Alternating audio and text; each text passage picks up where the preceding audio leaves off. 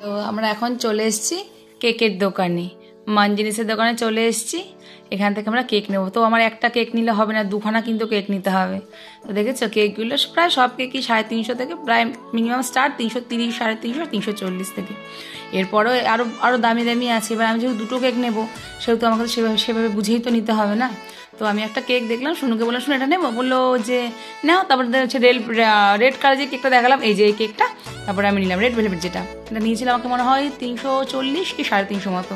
তারপর সঙ্গে সঙ্গে আনুষঙ্গিক যা যা লাগে ক্যান্ডেল নিলাম, তারপরে হচ্ছে দুটো স্পার্কেল নিলাম। তারপরে হ্যাপি বললো কি নাম লিখে দেবো, বললাম না, নামটাকে আমি নেবো, নাম লেখাটাকে আমি নেবো না। তো এইভাবে আমি দিলাম, শুনু অনলাইন করে দিলাম। তো কেক নিয়ে আমরা মানজিনিস থেকে বেরিয়ে আসলাম। এবার আসলাম পাশের দোকানে, চলে আসলাম চন্দ্র বেকারিতে। এখান থেকে আমি আর একটা কেক নিলাম, এক দোকান থেকে একটা কেক নিলাম।